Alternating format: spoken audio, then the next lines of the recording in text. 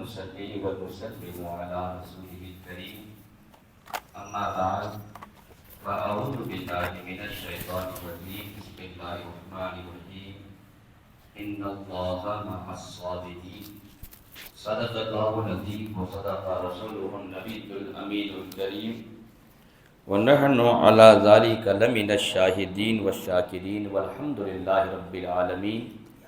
نہایت ادب اور احترام کے سانچے میں ڈھل کر بارگاہ مصطفیٰ جان رحمت صلی اللہ علیہ وسلم میں ہدیہ درود پیش کریں۔ اللہم صلی علی سیدنا شفیعنا حبیبنا مولانا محمد بارک وسلم صلو علیہ صلاۃ و سلام علیک یا رسول اللہ صلی اللہ تعالی علیہ وعلی آلہ وصحبہ اجمعین۔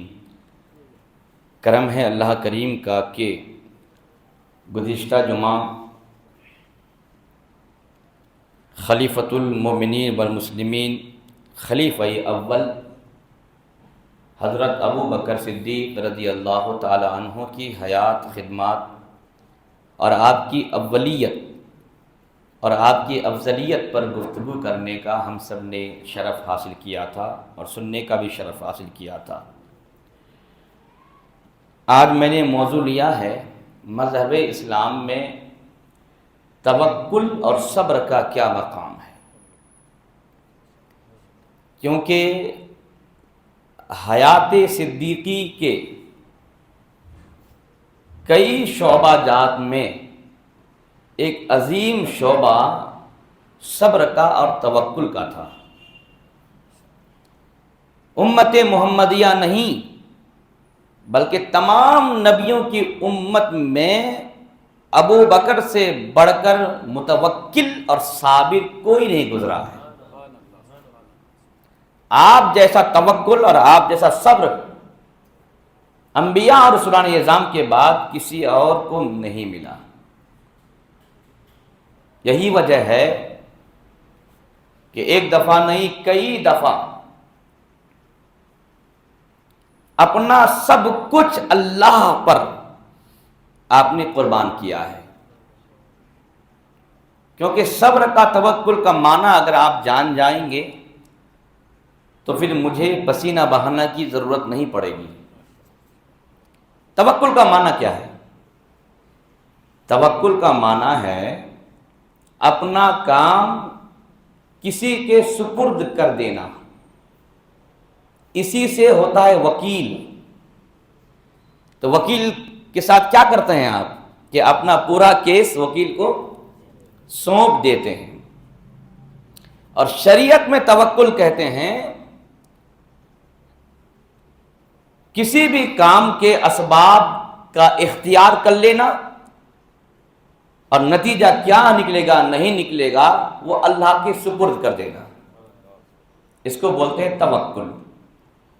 اور توکل کی دو قسمیں ہیں، ایک ہے عوام کا توکل اور ایک ہے خواص کا توکل۔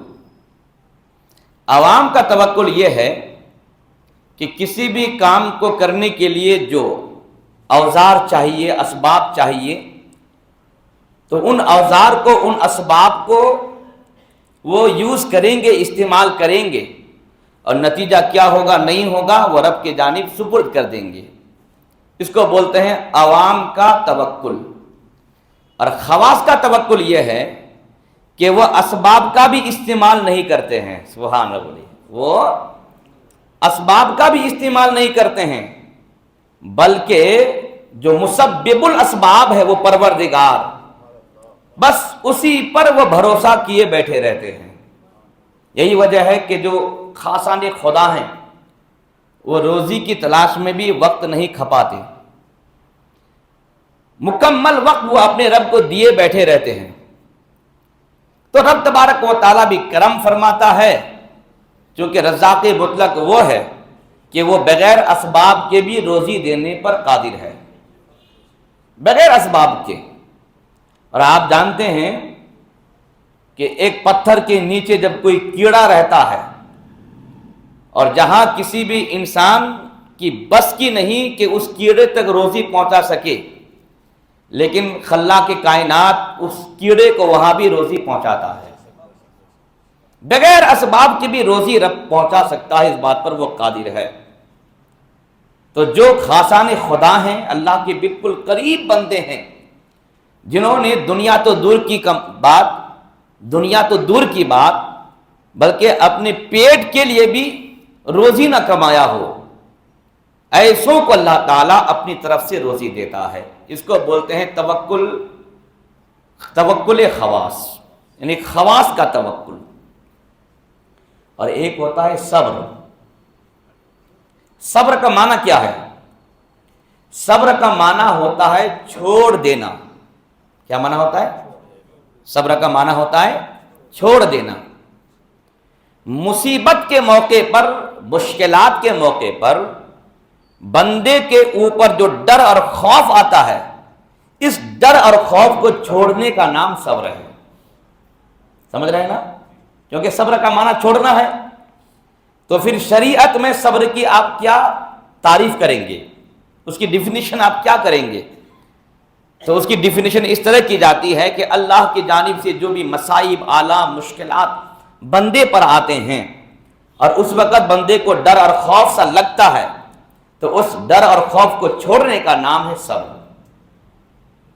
یہی وجہ ہے کہ جہاں پر بھی صبر کی حدیث آئی، صبر کے تعلق سے قرآن کی آیتیں آئیں، تو آپ اگر اس کا پس منظر دیکھنا چاہیں گے تو آپ کو یہی دکھے گا کہ ان خاصان خدا نے مشکلات کے موقع پر ڈر اور خوف کو چھوڑ دیا ہے، اور اللہ نے جو فیصلہ کر دیا اسی فیصلے پر اپنی رضا، اپنے آپ کو راضی کر لیا ہے، اسی کا نام ہے صبر۔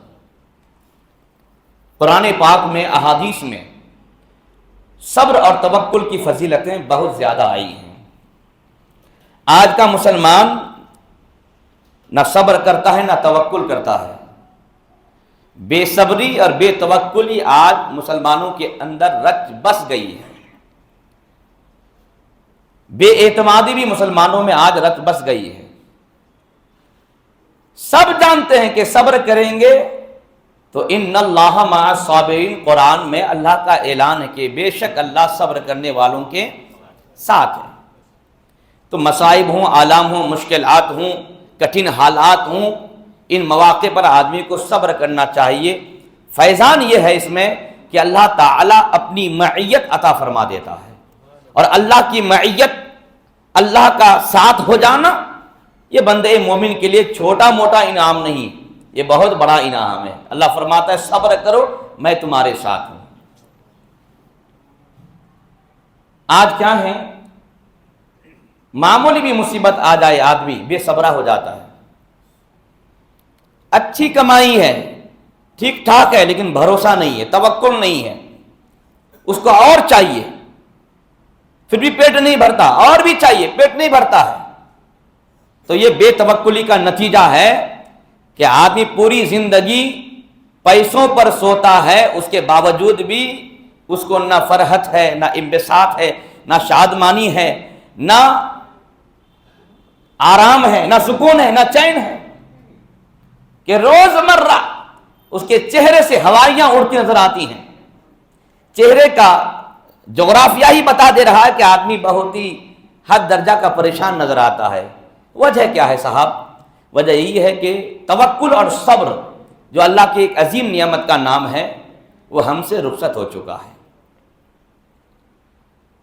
بھائی کبھی کبھی آدمی اپنا کام بنانے کے لیے کافروں کے گھر تک پہنچتے ہیں، اور ہاشا للہ یہاں تک کہ مندروں اور دیولوں کا بھی چکر کاٹتے ہیں۔ غلط تو نہیں بول رہا ہوں؟ لوگ اپنے کام بنانے کے لیے مندروں اور دیولوں کا بھی چکر کاٹتے ہیں، دنیا کا کام بنانے کے لیے۔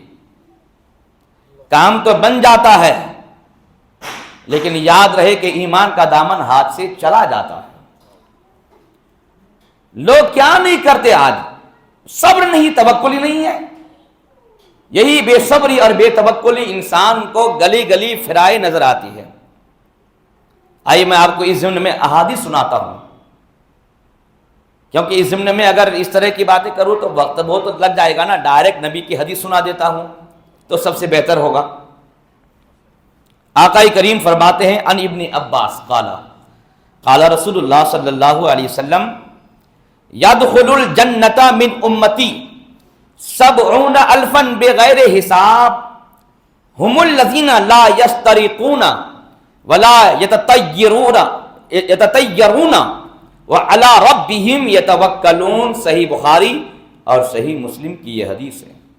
حضرت ابن عباس کی روایت کردہ حدیث، رسول گرامی وقار علیہ تحیہ والثناء نے ارشاد فرمایا میری امت میں 70,000 لوگ بغیر حساب کے جنت میں جائیں گے۔ سبحان اللہ بولے، 70,000 لوگ بغیر حساب کے جنت میں جائیں گے۔ اب یہاں اگر میں اسٹاپ کر دوں تو ہمارا آپ پریشانی میں پھنسیں گے۔ بھائی بغیر حساب کے جنت میں جانا آسان تھوڑا نہ ہے، کتنا پاپڑ بیلنا ہوگا، کہ رب کی کتنی اطاعتیں عبادتیں کرنی ہوں گی، ہما شما کی کیا حیثیت کیا وقار۔ پھر یہ سوچ ساتھ کر کے چیپٹر کلوز کر دیں گے۔ آگے پڑھیے صاحب، ہمارا آپ سب کے لیے یہ گنجائش ہے، سبحان اللہ بولیے، سب کے لیے گنجائش ہے کہ ان 70,000 میں ہم بھی اپنا نام لکھوا سکتے ہیں۔ اس گنجائش کو میرے آقا نے ہم تک پہنچایا ہے، سبحان اللہ بولے بھائی۔ 70,000 لوگ میری امت میں بغیر حساب و کتاب کے جنت میں جائیں گے۔ ایک بات یہاں روک کے اور بھی بتا دوں، جہاں پر بھی 70,000 کا ذکر ہے تو اس سے یہ مطلب نہیں کہ 70,000 کا عدد وہ فکس ہے، نہیں۔ کبھی بھی کسی بھی چیز کو اگر اس کی کثرت بیان کرنی رہتی ہے تو لوگ بولتے ہیں کیا جی تم 70 بار توبہ کرو میں تمہیں نہیں مانتا ہوں، نہیں بولتے ہیں 70 بار تم جا کے معافی مانگو میں نہیں ماننے والا۔ تو لفظ 70 جو ہے یہ عرب کی زبان میں کسی بھی چیز کی کثرت کو بیان کرنے کے لیے لفظ 70 کا یوز ہوتا تھا۔ سبحان اللہ تو بولے بھائی، سمجھ میں آ رہا نہیں آ رہا ہے؟ یہ 70 کا یوز ہوتا تھا، عرب کا یہ ماحول تھا۔ تو اسی حساب سے میرے آقا نے اسی کا استعمال فرمایا کہ 70,000، اس کا یہ مطلب نہیں کہ 70,000۔ ایک حدیث میں یہ ہے کہ یہ 70,000 جو لوگ ہوں گے تو ہر ایک آدمی کو، ہر آدمی کو، ان 70,000 کے ہر آدمی کو اللہ تعالیٰ پھر 1,00,000 آدمی کو بغیر حساب کے جنت میں لے جانے کا انومتی دے گا۔ سبحان اللہ بولے بھائی، دوسری حدیث میں ہے یہ، ہر آدمی کو 1,00,000 آدمی ساتھ میں لے جانے کا حکم دے گا۔ سبحان اللہ۔ اس کا مطلب یہ ہوا کہ بہت گنجائش ہے کہ ہم اور آپ اس میں اپنے آپ کو شامل کر سکتے ہیں۔ اب شامل کیسے کریں گے؟ اس میں ڈیوٹیز کیا ہے؟ تو ڈیوٹیز میرے آقا نے دی ہیں، اور بہت ایزی ڈیوٹی ہے، ہارڈ ڈیوٹی بھی نہیں ہے کہ آپ کو دنیا کی ڈیوٹی چھٹی میں دے دینی پڑے گی، ایسا بھی نہیں ہے۔ سنیں، میرے آقا فرماتے ہیں میری امت کے 70,000 لوگ بغیر حساب و کتاب کے جنت میں جائیں گے۔ کون ہیں وہ لوگ؟ ہم الذین لا یسترقون، یہ وہ لوگ ہیں جو چھو چھا نہیں کرتے اور چھو چھا نہیں کراتے۔ سبحان اللہ بولیے، سمجھتے ہیں چھو چھا؟ یعنی کافروں کے پاس جا کر جنتر منتر نہیں کراتے، کافروں کے پاس جا کر جنتر منتر نہیں کراتے۔ یہاں خاص ہے، مراد کافر ہے، ورنہ نہیں تو دوسری حدیث میں جو کتاب الطب ہے، اسی کتاب میں کتاب الطب ڈاکٹری کا جو ہے بیان، تو اس میں ایک نہیں کئی احادیث موجود ہیں کہ قرآن کی آیتوں سے اگر آپ دم کریں گے تو اس کا فائدہ پہنچتا ہے۔ صحیح بخاری کی حدیث ہے کہ سورہ فاتحہ پڑھ کر کے صحابی نے کسی سانپ کٹے ہوئے انسان کو دم کر دیا، زہر ختم ہو گیا۔ ہاں، تو یہ چھوچا جو علماء اکرام کرتے ہیں تو یہ علماء اکرام والا چھوچا نہیں، اور وہابی لوگ جو ہے نا اس حدیث کو علماء اکرام پر اور اولیاء اکرام پر فٹ کر دیتے ہیں کہ ان کے پاس جاؤ گے تو چھوچا منع ہے۔ نہیں صاحب، یا چھوچا سے مراد کافر لوگوں کے پاس جا کر، کیا بولیے؟ کافر لوگ، کیونکہ وہ کفریات بکیں گے، کچھ آپ کو پھر بتا دیں گے کہ تم بھی اپنے گھر میں جا کے یہ منتر پڑھتے رہنا، اور آپ اس منتر کے بارے میں جانتے نہیں۔ اگر اس منتر میں کوئی کفر کا ورڈ آ گیا تو پڑھتے پڑھتے آپ کافر ہو جائیں گے اور آپ کو خبر تک نہیں ہو پائے گی۔ یہ ہے اس کا مطلب۔ میرے آقا فرماتے ہیں میری امت کا وہ آدمی جو کافروں کے دیولوں میں اور اس کے مندروں میں اس کے پنڈتوں کے پاس جادوگروں کے پاس جا کر چھوچھا نہیں کراتے. سبحان اللہ بولیے. یہ پہلی ڈیوٹی ہے. نمبر 2 ولا یتطیرون، اور پھال کا پرندہ نہیں اڑاتے. سن رہے ہیں آپ؟ پھال کا پرندہ نہیں اڑاتے. دیکھیے آج بہت لوگ ہم لوگوں سے بھی پوچھتے ہیں حضرت وہ ذرا میرا پھال دیکھے گا تو، حضرت میرا پھال دیکھے گا تو. ہاں یہ ستارہ بھی دیکھیے، پھال ستارہ یہ سب یوز ہے ہمارے معاشرے میں. ستارہ ذرا دیکھیے تو ہمارا پھال دیکھیے تو میں آپ کو بتاؤں مذہب اسلام میں کوئی ستارہ اور کوئی پھال نہیں ہوتا ہے. یہ کافروں کا کام تھا. مذہب اسلام میں استخارہ ہوتا ہے. سوال بولیے کیا ہوتا ہے؟ استخارہ ہوتا ہے. استخارہ علم العادات کا بھی ہے، استخارہ نمازوں کا بھی ہے، استخارہ وظیفہ کا بھی ہے. سبحان اللہ بولیے بھائی. تو مذہب اسلام میں استخارہ اور استخارہ سنت ہے. خود میرے آقا صلی اللہ تعالی علیہ وسلم جس کسی اہم کام کے لیے جاتے تھے تو پہلے آپ استخارہ فرماتے تھے نفل نماز کے ذریعہ سے، پھر اللہ کی طرف سے اشارہ ہوتا تھا، پھر آپ نکلا کرتے تھے. تو مذہب اسلام میں استخارہ ہے. یہ پھال یہ ستارہ وغیرہ مذہب اسلام میں بالکل بھی نہیں ہے. یہ جادوگروں اور ٹونا اونا کرنے والے بے وقوفوں کا نکالا ہوا یہ سب بولی ہے، نکالی ہوئی بولیاں ہیں. مذہب اسلام کا کوئی تعلق نہیں ہے. تو جو آدمی پھال نہیں نکالتا، یا نہیں نکلواتا، یہ یہاں پر ہے ولا یتطیرون، اور وہ آدمی جو پھال کا پرندہ نہیں اڑاتا ہے وہ بھی آدمی ان 70,000 میں شامل ہو جائے گا، بغیر حساب کے جنت میں جائے گا. یہ کیا ہے؟ عرب کے جاہلوں کا یہ سسٹم تھا. جب وہ اپنے گھر سے کسی کام کے لیے نکلتے تھے، جو ہی گھر سے باہر آئیں گے اور سامنے جو بھی درخت ہوگا کوئی نہ کوئی تو پرندہ ہوگا، تو وہ کیا کریں گے؟ کھڑے ہو کر کے پرندے کو ایسے کر کے اس کو بھگائیں گے. تو پرندہ اگر دائیں طرف اڑ کے بھاگا تو یہ سمجھتا تھا کہ اچھا ہے، اور اگر پرندہ بائیں طرف بھاگتا تھا تو سمجھتے تھے کہ برا ہوگا، تو واپس آ جایا کرتے تھے. اس طرح کرنا حرام ہے. ویسے ہی ستارہ نکلوانا، یہ پھال وغیرہ یہ جو نکالتے ہیں لوگ، یہ حرام ہے. سبحان اللہ تو بولے بھائی. علم نہیں بڑھ رہا ہے؟ علم بڑھا نہیں بڑھ رہا ہے؟ یہ سب حرام ہے مذہب اسلام میں. تو میرے آقا فرماتے ہیں کہ جو کافروں کے دیولوں میں، اس کے مندروں میں، اس کے پنڈتوں کے پاس جھاڑ پھونک نہیں کراتا، وہ بھی آدمی بغیر حساب کے جنت میں جائے گا. اور جو آدمی اس طرح پھال وغیرہ نہیں نکلواتا وہ بھی بغیر حساب کے جنت میں جائے گا. اور نمبر 3 وَعَلَىٰ رَبِّهِمْ يَتَوَكَّلُونَ، اور وہ آدمی جو ہر معاملات میں اپنے رب پر توکل اور بھروسہ کرتا ہے، وہ آدمی بھی بغیر حساب کے جنت میں جائے گا. یہ توکل ہمارے درمیان نہیں، صبر نہیں. کبھی کبھی آپ اپنا سب کام رب کے سپرد کر کے سو جائیے، قسم خدا کی ایسی میٹھی نیند آئے گی پھر کبھی نہیں آتی. یہ تجربہ ہے. ہم کیا کرتے ہیں کہ بھائی پورا کام اپنے ہی سپرد لے کے بیٹھے رہتے ہیں. نہیں صاحب، کبھی کبھی یہ کیجئے، جو ہوگا دیکھا جائے گا. رب پر بھروسہ ہے اور پورا معاملہ رب کے سپرد کر دو، پھر آگے نکلو. اسے بولتے ہیں توکل. اور اس سے بہت بڑا فائدہ یہ ہوتا ہے کہ آدمی پرسکون ہو جاتا ہے، اس کا دل مطمئن ہوتا ہے. اللہ رب العزت کے ذکر و اذکار میں دل لگتا ہے. اور جب پورے دل کو دنیا میں ہم پریشان کر رکھے ہیں اور آئیں نماز میں، تو پھر کیا ہوگا کہ مصلی پر کھڑے ہیں اور پوری دکانداری کی جو ہے کیلکولیٹنگ جو ہمارے دماغ میں چل رہی ہے نا، وہاں کیا کرنا نہیں کرنا، وہاں کیا ہوا نہیں کیا ہوا.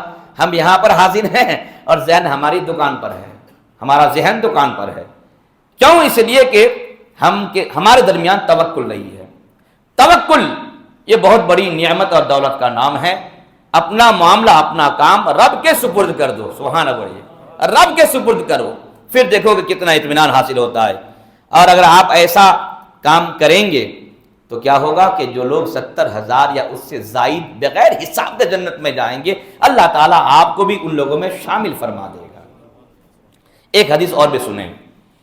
وعن ابن عباس قال خرج رسول اللہ صلی اللہ علیہ وسلم یوما فقال اورزت علی الامم فجعل يمر النبي ومعه الرجل والنبي ومعه الرجلان والنبي ومعه الرهط والنبي وليس معه احد فرأيت سوادا كثيرا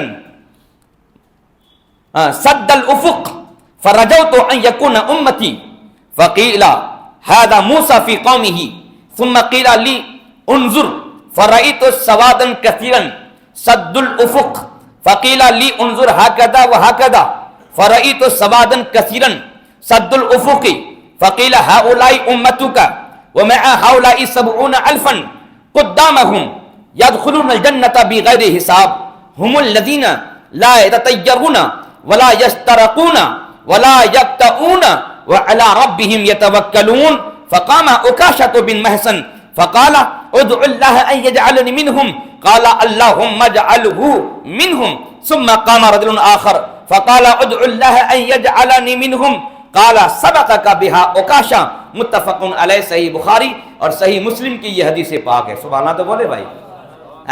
یہ جو میں بولا ابھی تو زبان تو میری ہے, یہ بولیاں میرے حضور کی ہیں, یہ بولیاں میرے حضور کی ہیں. انہی سینٹنسز کو, انہی الفابیٹس کو میرے آقا نے زبان سے ادا کیا تھا. صحابی سنے تھے, صحابی نے تابعی کو سنایا, تابعی نے تابعی کو سنایا, انہوں نے محدثین کو سنایا, ہوتے ہوتے میرے استاد کو ان کے استاد نے سنایا اور میرے استاد نے ہمیں پڑھایا, اور میں ابھی آپ کو سنا رہا ہوں. سبحان اللہ.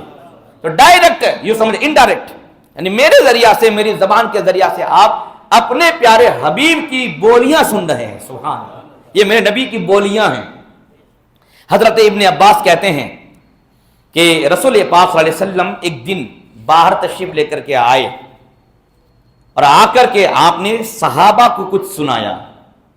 یہ کب کا واقعہ ہے؟ محدثین نے الگ الگ بتایا ہے, لیکن راجح اور مضبوط قول یہ ہے کہ معراج مصطفیٰ جو ہے, سبحان اللہ, معراج شریف ابھی جو پروگرام آنے والا ہے, تو معراج شریف کرنے کے بعد جب آپ واپس آئے تب صحابہ کو ایک دفعہ میرے آقا نے بٹھا کر کے اس طرح کا پروگرام کیا. سبحان اللہ. حضرت ابن عباس کہتے ہیں نبی پاک گھر کے باہر نکلے ایک دن اور صحابہ اکرام کو بٹھا کر میرے آقا نے کیا فرمایا؟ سنو, میرے اوپر امتیں پیش کی گئیں, میرے اوپر امتیں پیش کی گئیں. تو میں نے دیکھا کہ میرے سامنے ایک نبی گزر رہا ہے, اس کے ساتھ ایک آدمی ہے.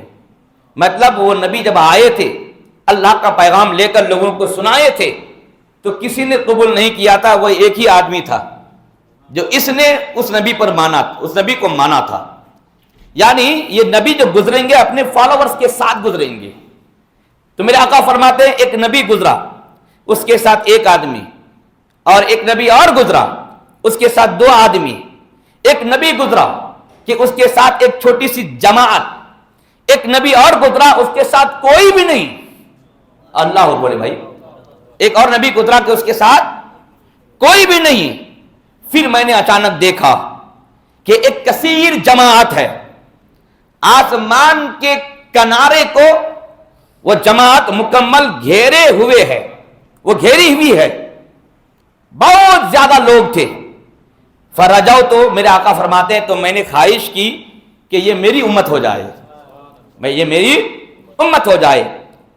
تو کہا گیا رب کی جانب سے یہ موسیٰ ہیں اور اپنی قوم کے ساتھ ہیں, یہ موسیٰ ہیں اور اپنی قوم کے ساتھ ہیں. پھر مجھ سے کہا گیا اے حبیب انظر, ادھر دیکھیے. تو میں نے جدھر دیکھنے کے لیے کہا رب نے, میں ادھر دیکھا. تو میں نے کیا دیکھا کہ ایک بڑی جماعت ہے جو آسمان کے کنارے کو گھیر کے رکھی ہوئی ہے. پھر مجھ سے کہا گیا انظر ہاکذا وہ انظر ہاکذا, ذرا ادھر بھی دیکھیے, ذرا ادھر بھی دیکھیے. یعنی موسیٰ کی امت تو ایک جانب آسمان کے کنارے کو گھیر کے رکھی تھی, لیکن یہ اتنی بڑی جماعت ہے. رب فرماتا ہے ادھر دیکھیے, تو میں دیکھتا ہوں کہ افق آسمان کو بھر کے ہے. پھر فرماتا ہے ادھر دیکھیے, تو دیکھتا ہوں ادھر بھی بھر کے ہے. پھر فرماتا ہے ادھر دیکھیے. تو میں نے ہر جانب جب دیکھا تو ہر جانب افق آسمان کو، کنارے آسمان کو یہ جماعت بھری ہوئی ہے. سبحان اللہ تو بولیں، بھری ہوئی ہے، یہ پوری جماعت بھری ہوئی ہے. اس کے بعد رب مجھ سے فرماتا ہے دیکھ لیے؟ میں نے کہا جی پروردگار میں نے دیکھ لیا. تب رب فرماتا ہے ہاؤلائے امتک، یہ آپ کی امت ہے. ہاؤلائے امتک، یہ آپ کی امت ہے. خالی یہ امت تو ہے یہ دیکھ ہی رہے ہیں. وَمَعَ هَؤُلَاءِ سَبْعُونَ أَلْفًا قُدَّامَهُمْ، پھر یہ جو افق عالم میں ان کو پھیلے ہوئے آپ دیکھ رہے ہیں، پھر ان سے آگے، سبحان اللہ بولے، ان سے آگے اور بھی 70,000 لوگ ہیں، اور بھی 70,000 لوگ ہیں جو بغیر حساب کے جنت میں داخل ہو جائیں گے. وہ کون لوگ ہیں؟ اس سے پہلے والی حدیث میں بالکل مختصر تھا، اس میں ذرا تفصیل. میرے آقا فرماتے ہیں یہ وہ لوگ ہیں جو فال کا پرندہ نہیں اڑاتے، یہ وہ لوگ ہیں جو کافروں کے پاس جا کر کے چھو منتر نہیں کراتے، اور یہ وہ لوگ ہیں جو اپنے بدن کو دغواتے نہیں ہیں. سمجھ رہے ہیں نا؟ کیا بولتے ہیں؟ ٹیٹو بولتے ہیں نا؟ کیا ٹیٹو بولتے ہیں اس کو؟ ہاں ٹیٹو بولتے ہیں. ہاں کافر لوگ پورے بدن میں کہاں کی دغوا لیتا ہے نا؟ تو مذہب اسلام میں وہ ناجائز و حرام ہے. میرے آقا فرماتے ہیں یہ 3 قسم کا آدمی، یہ 4 قسم کا یہاں پر ہے. وہ آدمی جو کبھی بھی پھال کا پرندہ نہیں اڑاتا، مطلب پھال نہیں نکلواتا. وہ آدمی جو کبھی بھی جھاڑ پھونک نہیں کراتا ہے کافروں سے، اور وہ آدمی جو اپنے بدن کو دغواتا نہیں ہے، اور وہ آدمی جو اپنے رب پر بھروسہ رکھتا ہے. سبحان اللہ، اپنے رب پر بھروسہ رکھتا ہے.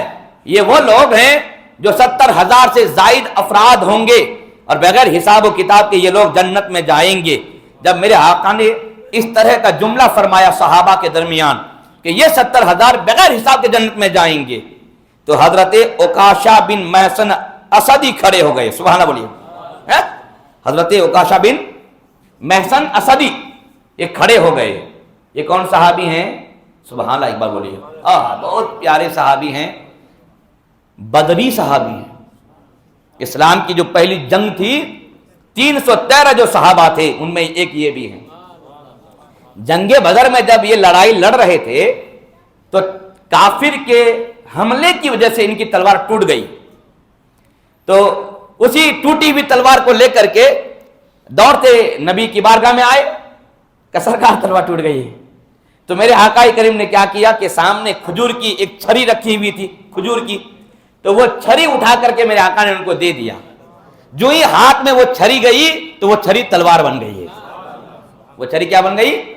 تلوار بن گئی. یہ وہ مقدس صحابی ہیں، ان کا نام ہے عکاشہ بن محصن اسدی، بدری صحابی ہیں. سبحان اللہ. تو یہ بدری صحابی ہیں. غالباً حضرت ابو بکر صدیق کے دور خلافت میں ان کا انتقال ہوا تھا. عکاشہ بن محصن اسدی کھڑے ہو گئے اور کھڑے ہو کے کہتے ہیں یا رسول اللہ ادعو اللہ ان یجعلنی منہم، آپ اللہ سے دعا کر دیجئے کہ ان 70,000 میں اللہ مجھے بھی شامل فرما دے. پہلی بات تو یہ ہے کہ 70,000 بتانے کے بعد میرے آقا یہ بھی فرما رہے کہ یہ کون لوگ ہیں. تو میرے آقا نے بتایا نا کہ جو جھاڑ پھونک وغیرہ نہیں کرواتے ہیں کافروں سے وغیرہ وغیرہ وغیرہ، اللہ پر بھروسہ کرتے ہیں، یہ وہ لوگ ہیں جو 70,000 میں شامل ہیں، ہے نا. اب عکاشہ کھڑے ہو کے کہتے سرکار میرے لیے دعا کر دیجئے کہ 70,000 میں بھی ہو جاؤں. تو پتا چلا کہ ادھر یہ سب کرنے والا تب جائے گا 70,000 میں، اور کوئی آدمی اگر یہ سب نہ بھی کرتا ہو، نبی دعا کر دیں تو بھی شامل ہو جائے گا 70,000 میں. یہ نبی کی دعاؤں کا اثر دیکھیے. تو میرے آقا کریم کی بارگاہ میں عرض کیا سرکار ادعو اللہ ان یجعلنی منہم، اللہ سے دعا کر دیجئے کہ ان 70,000 میں میرا بھی نام آ جائے. فقال ادعو اللہ ان یجعلنی منہم، تو میرے آقا نے کہا ادعو اللہ، تو میرے آقا نے کہا کہ ہاں میں نے دعا تمہارے لیے کر دی کہ اللہ تم کو بھی ان میں شامل فرما دے. سبحان اللہ بولیے. اس طرح دعا کی اللہم اجعلہ، اللہم اجعلہ منہم، دعا میرے آقا نے کر دی. پھر ایک دوسرا آدمی کھڑے ہو گئے، انہوں نے بھی کہا سرکار میرے لیے بھی دعا کر دیجئے کہ 70,000 میں میرا بھی نام آ جائے. تو میرے آقا کریم فرماتے ہیں سبقک بہا عکاشہ، یعنی اوکاشا تم پر سبقت کر گئے. اب اس کی کئی وجہ ہیں. یہ بھی صحابی تھے, ان کا نام تھا سعد ابن عبادہ. کیا نام تھا بولیے؟ پہلے اوکاشا تھے, یہ سعد بن عبادہ تھے. تو سعد بن عبادہ کے بارے میں میرے آقا جانتے تھے کہ بغیر حساب و کتاب کے جنت جانے والوں کے لسٹ میں ان کا نام رب نے شامل. تو پتا چلا کہ رب کی لسٹ بھی نبی پاک کی نگاہوں میں موجود ہے. سبحان اللہ بولے بھائی. تب تو میرے آقا فرماتے ہیں کہ نہیں, تم پر اوکاشا سبقت کر گیا. خیر, یہ ایک انعام کی بات تھی حدیث کے ضمن میں نے سنا دیا. لیکن میرا موضوع کیا ہے؟ میرا موضوع ہے صبر اور توکل. کیا بولیے؟ صبر اور توکل. تو آپ نے دیکھا کہ صبر اور توکل اگر آپ کریں گے تو کیا ہوگا؟ انعام یہ ملے گا کہ جو بغیر حساب و کتاب کے جنت میں جانے والے لوگ ہوں گے, اللہ ان لوگوں میں ہم اور آپ کو بھی شامل فرما لے گا. بتائیے کتنا بڑا انعام ہے. تو صبر کیجئے اور توکل کیجئے. توکل کا معنی ہوتا ہے اللہ پر بھروسہ رکھنا. دنیا کے کسی کافر پر بھروسہ نہیں رکھنا چاہیے. لوگ بھروسہ کرتے ہیں اس لیے ڈوب جاتے ہیں. بھائی کافر کا کوئی اعتبار نہیں ہوتا ہے. اور آپ لوگ پارٹنرشپ بھی اختیار کرتے ہیں. پارٹنرشپ اختیار کرنے کے لیے, کیونکہ آپ لوگ کیا سمجھتے ہیں ہم لوگ مولانا لوگ ہیں اس لیے ہم لوگ کو یہ سب معلوم نہیں ہے. نہیں صاحب, سیلنگ اینڈ بیئنگ, خرید و فروخت, تجارت, بھائی ہمارے سلیبس میں داخل ہے. ہم لوگ اس کے اصول اور قانون پڑھتے ہیں. ہم بھی اگر چاہیں مارکیٹ میں آ کر کے بڑھیا سے بڑھیا بیوپار بن سکتے ہیں. پتہ نہیں رب کا کیا فیصلہ ہے کہ ہم یہاں کام میں لگے ہوئے ہیں. ہم بھی دنیا کما سکتے ہیں. اور جتنا اصول ہم جانتے ہیں, بڑے سے بڑا بیوپاری آدمی وہ نہیں جانتا صاحب. کیوں؟ کیونکہ ہم خرید و فروخت کے تعلق سے اللہ اور اس کے رسول کے فرامین کو جانتے ہیں. کون سا خرید و فروخت صحیح ہے, کون سا نہیں, ہم جانتے ہیں. کس کو بیع فاسد کہتے ہیں, کس کو بیع صحیح کہتے ہیں, وہ ہم جانتے ہیں. آج لوگوں کے گھروں میں برکتیں نہیں, کیونکہ اکثر لوگ بیع فاسد کرتے ہیں. اور بیع فاسد اسلام میں درست نہیں ہے. میں اس کو سمجھا دیتا ہوں, بات آ گئی ہے تو سمجھا دیتا ہوں. جیسے کہ یہ جو کیا کہتے ہیں, وہ ایک بار درود پڑھیے, اللہم صلی علی سیدنا شفیعنا حبیبنا مولانا محمد بارک وسلم صلو علیہ الصلوۃ والسلام علیکہ یا رسول اللہ. انشورنس, کیا بولیے؟ انشورنس, ہیلتھ انشورنس, کیا کیا کیا کیا ہوتا ہے نا, وہ سارا انشورنس ہے. ہاں, مذہب اسلام میں بتائیے جائز ہے؟ اسلام میں انشورنس جائز نہیں ہے. کیوں صاحب, کیوں جائز نہیں ہے؟ تو ہمارے محققین نے, مفتیان کرام نے اس پر تحقیق کیا کہ یہ انشورنس جو ہے یہ ہے کیا. تحقیق کر کے نکالا تو دیکھا کہ یہ ایکچولی یہ ایک تجارت ہے. یہ ایکچولی کیا ہے, یہ ایک تجارت ہے. کیسے کہ ہم پے کرتے ہیں پیسے, انشورنس کا پیسہ ہم پے کرتے ہیں, اب کمپنی کو دیتے ہیں. ہم نے پیسہ پے کر دیا تو اسلام میں حکم یہ ہے کہ میں پیسہ پے کروں گا, آپ سامان پے کیجئے. ہاں, آپ سامان پے کیجئے, آپ اس کا بدلہ دیجئے. جو چیز میں خرید رہا ہوں وہ مجھے دیجئے. ہینڈ ٹو ہینڈ, اسے بولتے ہیں بائے, اسے بولتے ہیں خرید و فروخت. لیکن یہاں کیا ہے کہ ہم پیسہ تو دیتے ہیں لیکن ہمیں بدلہ نہیں دیا جاتا ہے. اچھا, وہ بھی بدلہ جو ہے ایک عدمی چیز پر ہے. عدمی چیز کیا ہے کہ آپ کا ایکسیڈنٹ ہو جائے گا تو آپ کو کچھ دیا جائے گا, آپ بڑی بیماری میں پھنس جائیں گے اس وقت بھی دیا جائے گا. تو جو چیز ابھی ثابت ہی نہیں ہے ایسی چیز پر اس کو ڈیپینڈ کر دیا گیا ہے. سمجھ رہے ہیں؟ سبحان اللہ بولیے بھائی, ایسی چیز پر اس کو ڈیپینڈ کر دیا گیا ہے. یہی چیزیں ہیں جو اسلام یہ سب کو مانتا نہیں ہے, جس کی بنیاد پر مذہب اسلام میں انشورنس جائز نہیں ہے. خرید و فروخت تو ہم جانتے اچھی طریقے سے, لیکن آج کیا کرتے ہیں ہمارے مسلمان لوگ اتنے زیادہ پلپلے ہو گئے ہیں, ایمان و عقیدے کے جہاں کمزور تو ہے ہی ہیں, اور ساتھ ساتھ دنیوی معاملات پہ بھی اتنے کمزور ہیں کہ کسی پر بھی بھروسہ کر کے بیٹھ جاتے ہیں. نہیں بھائی, ایک اصول, ایک قانون ہوتا ہے. خرید و فروخت میں آدمی کو جانچا جاتا ہے, پرکھا جاتا ہے, پڑتال کیا جاتا ہے, تب جا کر کے آدمی پر ٹرسٹ کر سکتے ہیں, بھروسہ کر سکتے ہیں. لیکن لوگ نہیں, جس کو چاہتے ہیں پارٹنر بنا لیتے ہیں تو ہوتا کیا ہے کہ ایسا دھوکہ دیتا ہے پھر برسوں میں سدھر نہیں سکتا ہے.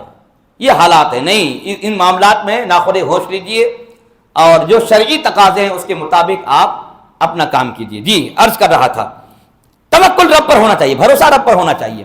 سنیں حدیث پاک. ان صہیب قال قال رسول اللہ صلی اللہ علیہ وسلم عجبا لامرئ المؤمن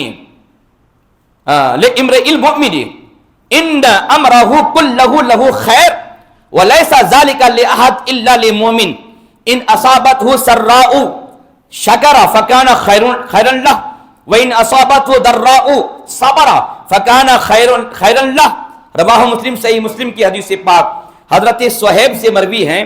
انہوں نے کہا رسول پاک صلی اللہ علیہ وسلم نے ارشاد فرمایا تعجب ہے، تعجب ہے، مسلمان آدمی کا ہر معاملہ بہتر ہے. سبحان اللہ بھائی، تعجب ہے کہ مسلمان آدمی کا ہر امر، ہر معاملہ سب بہتر ہے.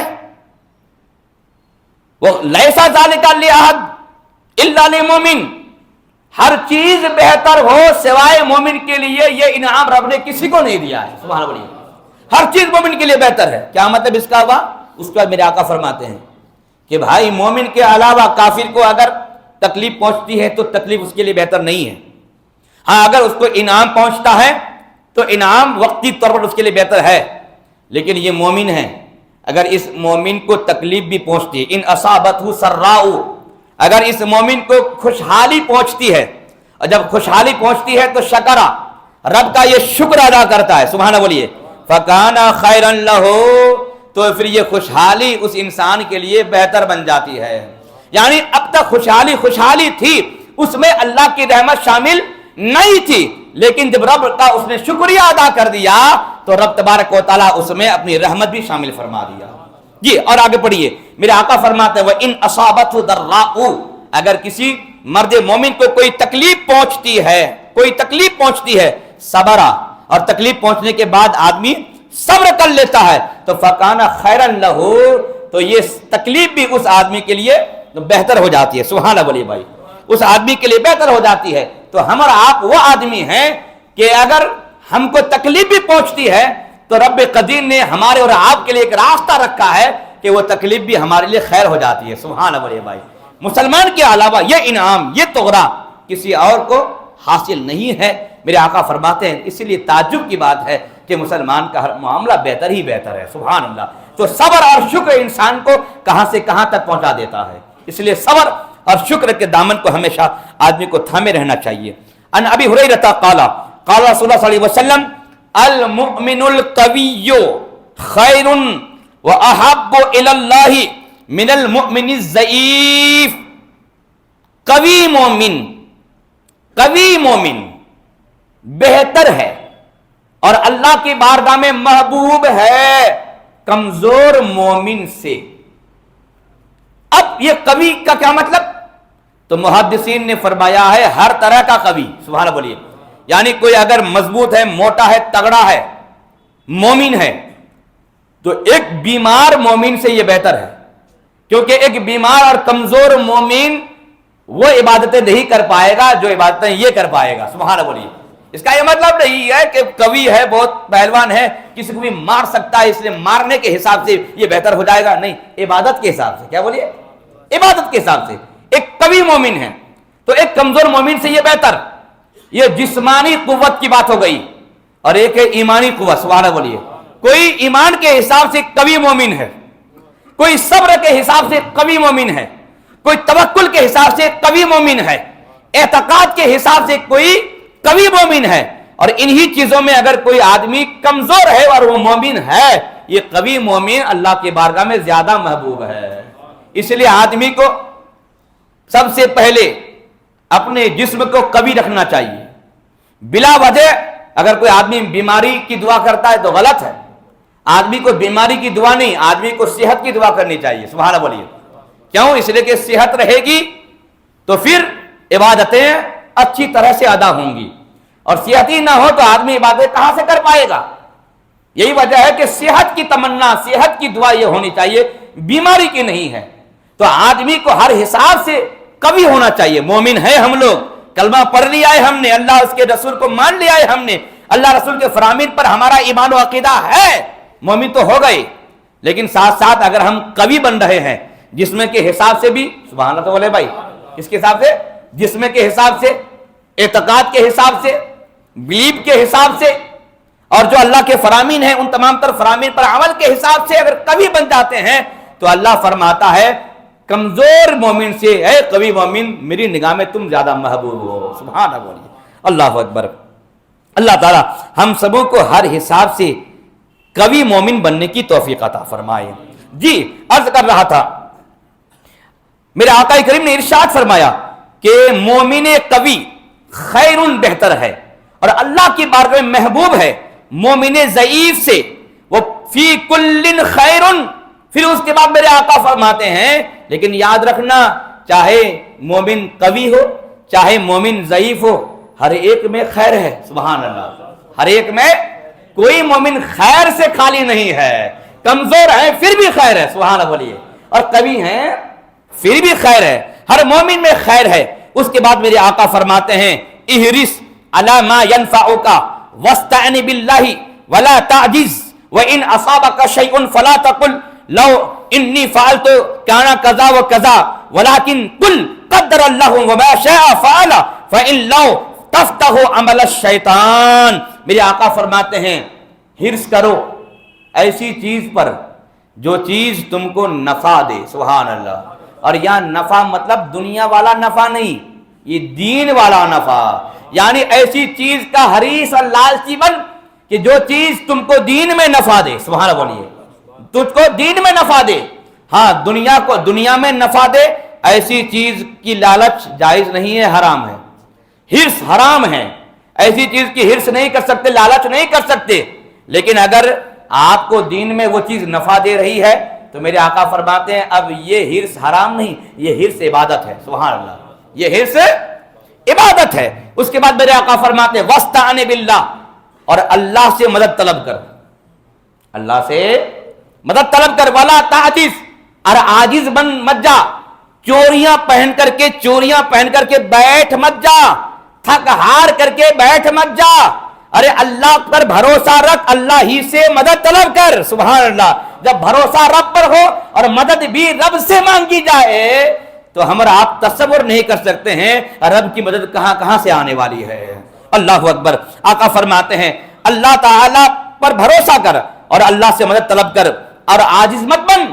اس کے بعد میرے آقا فرماتے ہیں وَإِنْ أَصَابَكَ شَيْءٌ, اور جب تم کو کوئی تکلیف پہنچ جائے, کوئی مشکل پہنچ جائے, کوئی بری حالت پہنچ جائے تو یہ مت کہو کہ لو انی فعلت کذا کانا کذا و کذا, میں گھاٹا کھا لیا, بزنس ڈوب گیا, ایسا کرتا تو ایسا نہیں ہوتا, ایسا کرتا تو ایسا نہیں ہوتا. میرے آقا کہتے ہیں فلا تقل, ایسا نہیں بولنا کبھی بھی, ولیکن قل, بلکہ اس طرح کہنا کہ قدر اللہ, اللہ نے میرے لیے ایسا ہی مقدر کر دیا تھا, وما شاء فعل, اللہ نے جو چاہا کر دیا. سبحان اللہ بولیے, جو چاہا.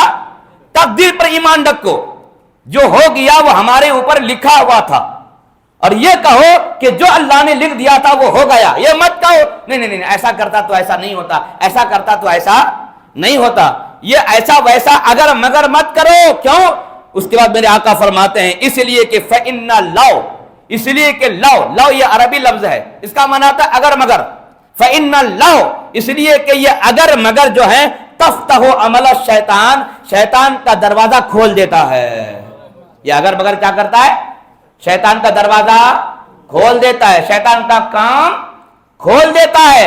اور جب وہ اپنا کام کھول دے گا تو آپ بھی اسی پٹارے میں گھس جاؤ گے, پھر شیطانی عمل میں آپ ایسے پھنس جاؤ گے تو آپ کی عاقبت بھی برباد ہو سکتی ہے. اس لیے میرے آقا فرماتے ہیں کبھی بھی کسی بھی کام کے بگڑ جانے پر, کسی مصیبت کے آنے پر اگر مگر مت کرنا, بلکہ یہ کہہ دینا کہ اللہ نے جو لکھا تھا وہ ہو گیا, اور اللہ نے جو چاہا وہ ہو گیا, اور اگر مگر نہیں کرنا ہے. سبحان اللہ تو بولے بھائی, اگر مگر نہیں کرنا ہے. آئے کئی حدیثیں اور بھی سنا دیتا ہوں. ان عمرو بن خطاب رضی اللہ تعالی عنہ قال قال رسول اللہ صلی اللہ تعالی علیہ وسلم یقول قال سمعت رسول اللہ صلی اللہ علیہ وسلم یقول لو انکم تتوکلون علی اللہ حق توکلہ لرزقکم کما یرزق الطیر تغدو خماسا وتروح بطانا، رواہ ترمذی، جامع ترمذی کی حدیث، حضرت عمر بن خطاب کی روایت کردہ یہ حدیث ہے۔ میرے آقا کریم کو انہوں نے فرماتے ہوئے سنا، حضرت عمر کہتے ہیں میں نے نبی پاک کو یہ فرماتے ہوئے سنا، آقا فرما رہے تھے اگر تم میں سے کوئی آدمی اللہ پر توکل اور اللہ پر بھروسہ کرے، ایسا بھروسہ جیسا بھروسہ کرنے کا حق ہے، جیسا بھروسہ کرنے کا حق ہے۔ اچھا، اللہ پر بھروسہ کرنے کا کیا حق ہے؟ تو محدثین فرماتے ہیں اللہ پر بھروسہ کرنے کا حق یہ ہے کہ تم کو جو کام کرنا ہے وہ کام کر، رزلٹ کیا آئے گا نہیں آئے گا دماغ کھپانے کی ضرورت نہیں ہے، وہ اللہ کے سپرد کر دے۔ سبحان اللہ بولے بھائی، وہ اللہ کے سپرد کر دے۔ کیوں؟ کام کرنا تیری ذمہ داری، نتیجہ دینا ہے یہ رب کی ذمہ داری ہے۔ تو کام کر لو اور کرنے کے بعد یہ کہو اب کیا ہونا نہیں ہونا ہے یہ رب کے ذمے، یہ رب کے حوالے، یہ رب کے سپرد، یہ ہے توکل کا حق۔ سبحان اللہ بولے بھائی، یہ ہے توکل کا حق۔ آج سے آپ یہ ارادہ کر لیجئے کہ ہم جو بھی کام کریں گے کام کے رزلٹ کے لیے پریشان نہیں رہیں گے، کام کر کے اللہ کے سپرد کر دیں گے۔ بولے انشاءاللہ بولیے، کیا ہوگا پھر؟ کیا ہوگا؟ بہتر ہی ہوگا، کیونکہ جو اللہ پر توکل کرتا ہے نا تو اس کا رزلٹ کبھی بھی خراب نہیں آتا ہے، اچھا ہی رزلٹ آتا ہے۔ ہاں، اگر آپ خود سے اپنے رزلٹ نکالنے کی کوشش کریں گے نا تو رزلٹ خراب ہی آئے گا۔ عرض کر رہا تھا میرے آقا کریم نے ارشاد فرمایا اگر تم میں سے کسی نے اللہ پر توکل کیا، ایسا توکل جیسا کہ توکل کرنے کا حق ہے، لرزقکم، تو اللہ تعالیٰ تم کو اس طرح روزی دے گا، کما یرزق الطیر، جیسے کہ اللہ پرندوں کو روزی دیتا ہے۔ کوئی نوکری نہیں ہے، کوئی آفس نہیں ہے، سبحان اللہ بھائی، ہے کیا؟ کوئی ڈیوٹی نہیں ہے، کوئی ڈیوٹی نہیں ہے، ہاں، بغیر ڈیوٹی کے، بغیر کام کے، بغیر کسی پریشانی کے اللہ پرندوں کو روزی دیتا ہے۔ کیسے دیتا ہے؟ میرے آقا فرماتے ہیں تغدو خماسن، صبح صبح پرندے اپنے گھونسلوں سے نکلتے ہیں خماسن، خالی پیٹ، وہ تروح بطانن، اور شام کے وقت واپس آتے ہیں بھر پیٹ۔ سبحان اللہ بولی بھائی، خالی جاتے ہیں اور بھر کے واپس آ جاتے ہیں، یہ پرندے ہیں۔ اللہ اکبر، یاد رہے صاحب، چلیے پرندے کے اندر کم از کم اڑنے کی صلاحیت تو ہے کہ بھائی اڑ کر کے وہ رب کی روزیوں کو تلاش کر لیتا ہے پرندہ، ہے نا؟ اس درخت کو تو اڑنے کی بھی صلاحیت نہیں ہے، ارے اڑنے کی تو دور کی بات، اپنی جگہ چینج کرنے کی صلاحیت نہیں ہے۔ ایک کھڑے کھڑے درخت، اس کو بھی اللہ کھاد عطا فرماتا ہے، سبحان اللہ بھائی، اس کو بھی غذا عطا فرماتا ہے۔ جو کبھی حرکت نہیں کر سکتا، ہلنا ڈولنا اس کے اندر نہیں ہے، اس کو بھی اللہ روزی دیتا ہے۔ آپ جانتے ہیں یہ جو کوا ہے، کوا کے انڈا سے جب بچہ نکلتا ہے، یہ شاید کہ میں سمجھتا ہوں کہ آپ کو یہ پہلی بار سنائی دے گا، شاید کہ آپ کبھی نہیں سنے ہوں گے۔ ہاں سنیے، کوا کے انڈے سے جب بچہ نکلتا ہے تو وہ بچہ سفید ہوتا ہے۔ سبحان اللہ، کیا ہوتا ہے؟ سفید ہوتا ہے۔ تو کوا کا، اس بچے کا ماں باپ ڈر کے مارے، خوف کے مارے چھوڑ کے بھاگ جاتا ہے، کیونکہ ہماری نسل کالی، یہ گوری اولاد کہاں سے ہے؟ یہ گوری اولاد کہاں سے؟ تو کوے بھاگ جاتے ہیں، اور اس چھوٹے سے معمولی سے بچے کو جس کے اندر ابھی پرواز نہیں ہے، یہ اڑ نہیں سکتا ہے، گھونسلے میں رہے گا، یہ روزی کہاں سے پاتا ہے؟ سبحان اللہ بولے بھائی، اللہ تبارک و تعالی اس بچے کے چونچ میں ایک بھنگ پیدا فرماتا ہے، سبحان اللہ بولیے، پھر اس کو وہ کھاتا ہے، اور وہ بچہ پھر کھاتے کھاتے کھاتے تھوڑا بڑھتا ہے، پھر کالا ہوتا ہے، پھر ماں باپ آتے تو پہچان لیتے ہیں، سبحان اللہ بولے بھائی۔ اس معمولی سی زندگی میں، چھوٹی سی زندگی میں روزی کہاں سے ملی؟ روزی رب کی طرف سے ملی ہے، سبحان اللہ۔ میرے آقا فرماتے ہیں کہ جب تم तुम भी रब पर ऐसा तवक्कुल करोगे तो कव्वे के उस छोटे से बच्चे को अल्लाह जैसे अंदाज से रोजी दिया है, अल्लाह उससे बेहतर अंदाज से तुम्हें रोजी अता फरमाएगा, क्योंकि कव्वा अशरफुल मखलूकात नहीं है, तुम अशरफुल मखलूकात हो। अल्लाह अकबर। और हम और आप क्या हैं? रोजी के मसले में नाशुक्रा हैं, नासबरा हैं, बेतवक्कुल हैं, बेसब्र हैं, जिसके बुनियाद पर आज हम हर मामलात में, हर स्टेज में और हर एंगल से, हर जाविये से आज क्या है? बेबरकत हैं। हमारे दरमियान बरकत नहीं है। वजह क्या है? वजह यही सब है कि हमारे दरमियान से तवक्कुल उठ चुका है, अल्लाह पर भरोसा उठ चुका है। लेकिन तवक्कुल का यह मतलब नहीं कि खतीब साहब ने तवक्कुल पर तकरीर किया कि अल्लाह पर भरोसा करो और इसलिए आज से मैंने नौकरी छोड़ दी क्योंकि रब पर भरोसा करना है। ये मतलब नहीं है साहब। नौकरी करो, है ना, नौकरी करने के बाद क्या मिलना नहीं मिलना ये नतीजा रब के सुपुर्द कर दो। सुभान अल्लाह भाई।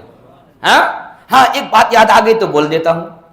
क्या है भाई? एक तो मुसलमान को नौकरी मुश्किल से मिलती है, हमारे मुसलमान बच्चों को नौकरी बहुत मुश्किल से मिलती है। कंपनियां बहुत ही खतरनाक हैं और बहुत मुतासिब। अगर मुसलमान नाम आ गया तो हमारे जो बच्चे जो जवान नौकरी करते हैं उनसे पूछिए कि इन लोगों को कितना पापड़ बेलना पड़ता है। कहीं अगर नौकरी मिल गई है ना तो इतना सताता है, इतनी तकलीफ देता है, इनकी ताकत से ज्यादा काम दे देगा। फिर मेहनत करके बेचारा काम करके देगा। अब ऑफिस में ले जाकर के अब दिखा रहा है, सर देखिए फाइल बन गया है, सब ठीक है, 100% ओके है, लेकिन मुसलमान है इसलिए डांटना होगा। डांटता है, बिला वजह डांटता है, दिल खराब करता है। बहुत सारे बच्चे बर्दाश्त नहीं कर पाते तो रिजाइन दे देते हैं। उन लोगों का मकसद ही वही है कि किसी तरह से ये रिजाइन दे दे, फिर हमारे जो मजहब का कोई लड़का होगा उसको सेट कर लेंगे। तो आप समझ सकते हैं इस खतरनाक दौर में हमारे मुसलमान भाइयों में एक थिंकिंग आ गई है क्या कि बैंक में नौकरी जायज नहीं है। अरे साहब, नौकरी तो मुश्किल से मिलती है, बैंक की नौकरी मिली है उसको भी छोड़ दोगे? हाँ, बहुत सारे जेंटलमैन लोग हैं अपने घर से फतवा देते हैं, हालांकि वो भी जाहिल, पूरा खानदान जाहिल, लेकिन मारता है फतवा, अपने से फतवा मार देता है। नहीं, बैंक की नौकरी जायज नहीं है। किसने कहा? कहां लिखा हुआ है? अरे भाई, हमारे हिंदुस्तान के हर बैंक में मुसलमान बच्चा नौकरी करे, नौकरी करना जायज है। सुभान अल्लाह भाई। जाहिल लोग कैसे फतवा दे देते हैं? नहीं, क्यों जायज नहीं है? क्यों जायज नहीं है? कि नहीं, उसमें सूद का पैसा जमा होता है ना, तो ये जो नौकरी करेगा तो कमाएगा, इसको जो तनख्वाह दो उसको पे करेगा तो उस सूद के पैसे से। अरे वाह, अच्छी सोच है तुम्हारी। तुमको कहां से फिक्सिंग से मालूम हो गया? फिक्सली तुमको मालूम हो गया कि जो सूद की रकम आती है वही सूद की रकम को जमा करके इसको तनख्वाह दी जाती है।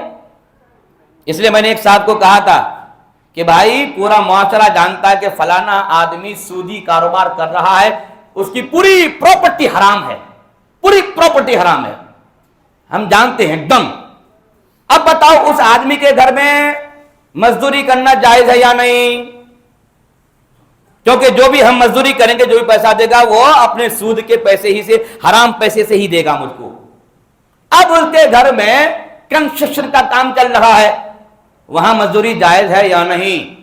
तो दुनिया के सारे मुफ्ती जमा होकर के फतवा देंगे कि मजदूरी जायज है, मजदूरी जायज है। भाई, हम मेहनत करेंगे, हम मेहनत की कमाई लेंगे, वो जहां से चाहे चोरी करके, चाहे डकैती करके, चाहे जहां से चाहे गुला करके दे, मामला उसका है, मामला उसका है। खैर, इस पर मैं, चूंकि इस पर तहकीक है हमारी अल्हम्दुलिल्लाह, तो मैं, वक्त ही नहीं है, इतना खाली इन शॉर्ट सुन लीजिए कि भाई जो मुस्लिम बैंक हैं, मुस्लिम बैंक अगर उसमें सूदी कारोबार है तो वहां पर नौकरी हराम है, वहां नौकरी नहीं कर सकते, कारोबार भी नहीं कर सकते। बाकी जो दिगर जितने भी बैंक्स हैं उन तमाम बैंक्स में नौकरी करना हलाल है और जायज है। इसलिए अगर कोई बच्चे ऐसे एबिलिटी रखते हैं, सलाहियत रखते हैं कि बैंक में आप नौकरी कर सकते हैं, SBI हो या कोई भी बैंक हो, जरूर नौकरी लीजिए, ये हलाल है, जायज है। ये अर्ज कर रहा था। तो रब कदीर पर भरोसा, तवक्कुल आप करेंगे तो मेरे आका फरमाते हैं अल्लाह ताला इस तरह रोजी देगा जैसा कि अल्लाह परिंदों को रोजी देता है। सुभान अल्लाह बोले भाई, परिंदों को روزی دیتا ہے. آئیے ایک اور حدیث میں آپ کو سنا دیتا ہوں.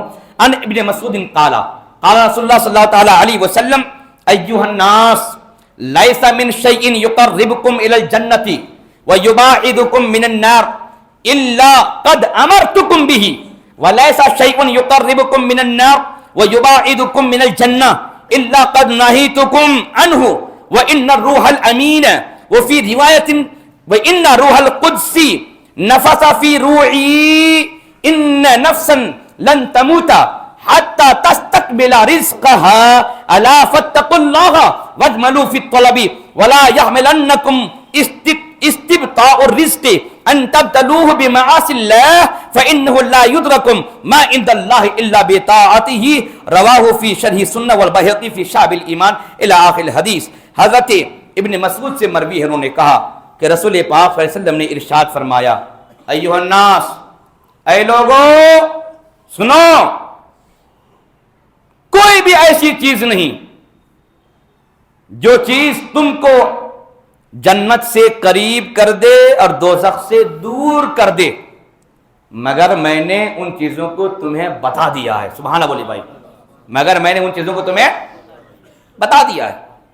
اور کوئی بھی وہ چیز نہیں جو تم کو جہنم سے قریب کر دے اور جنت سے دور کر دے مگر میں نے ان چیزوں سے تم کو منع بھی کر دیا ہے. سبحان اللہ.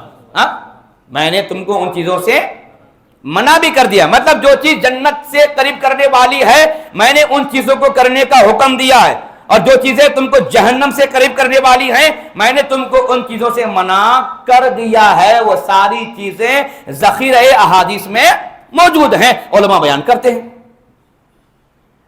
اس کے بعد میرے آقا فرماتے ہیں روح الامین، اور ایک روایت میں ہے کہ روح القدس.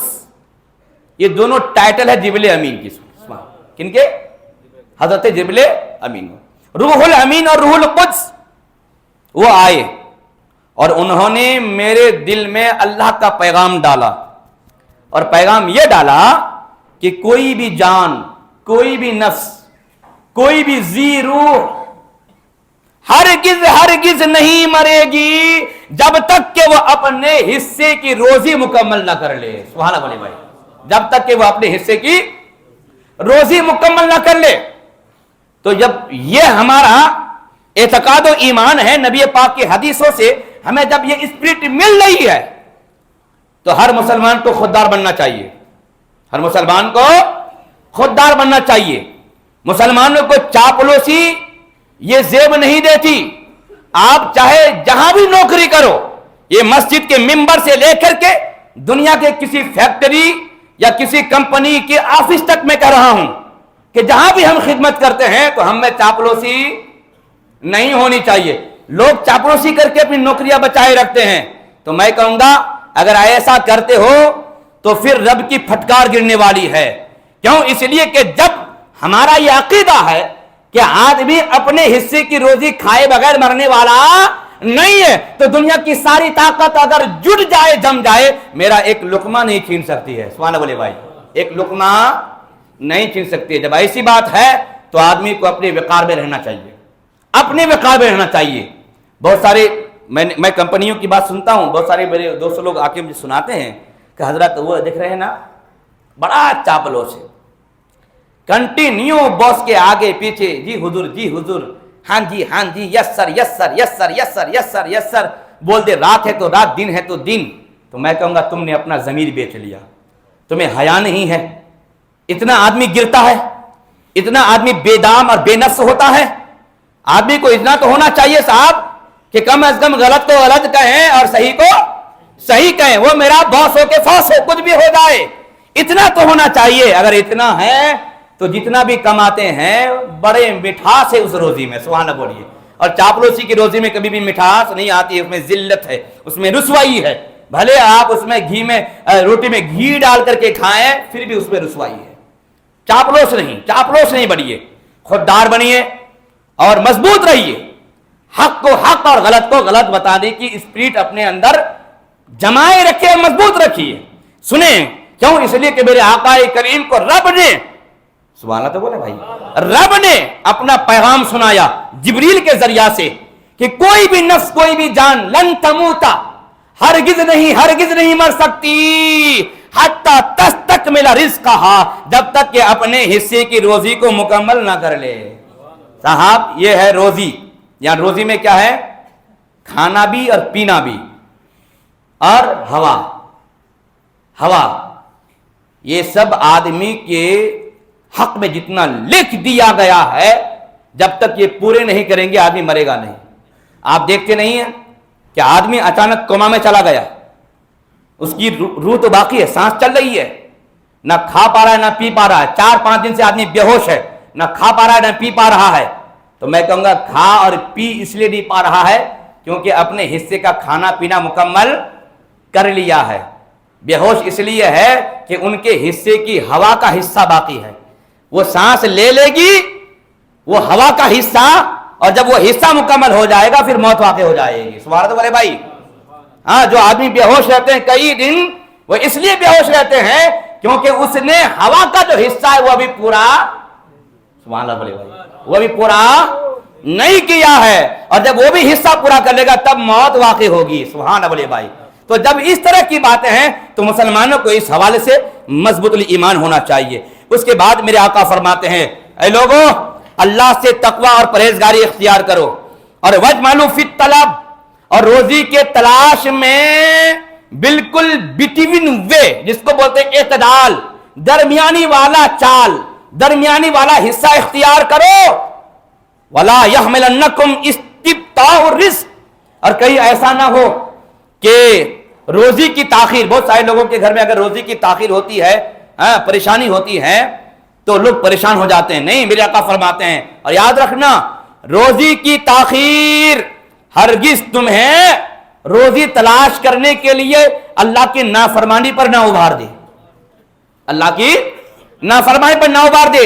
مطلب تاخیر ہو رہی ہے تو تاخیر پر صبر کرو, توکل اللہ پر رکھو, کیونکہ تاخیر ہو کہ تعجیل ہو, جلدی ہو کہ لیٹ ہو, یہ سب اللہ کی طرف سے ہے. جب ہے یہ فکس تو آدمی کو اس حوالے سے مضبوط رہنا چاہیے. میرے آقا فرماتے ہیں کہ کہیں ایسا نہ ہو کہ روزی کی تاخیر تم کو روزی کے تلاش میں اللہ کے نافرمانی پر نہ ابھار دے.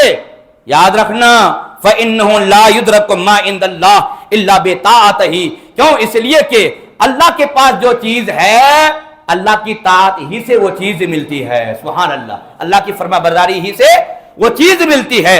تو رب کی بارگاہ سے اگر لینا چاہتے ہو تو یاد رکھنا اللہ کی اطاعت کرو گے تو اللہ تعالیٰ ضرور تمہیں اپنی طرف سے عطا فرمائے گا. سبحان اللہ بولے بھائی, سبحان اللہ. وقت کتنا ہوا؟ جی 57 ہو گیا. جی دیکھیے بہت ساری حدیثیں ہیں یہاں پر باقی ہیں, کیا کریں. ہاں یاد رکھیے میرے آقا کریم نے بہت ساری حدیثیں یہاں پر موجود ہے, باقی ہیں. میرے آقا فرماتے ہیں زہد اور تقوی اختیار کرو.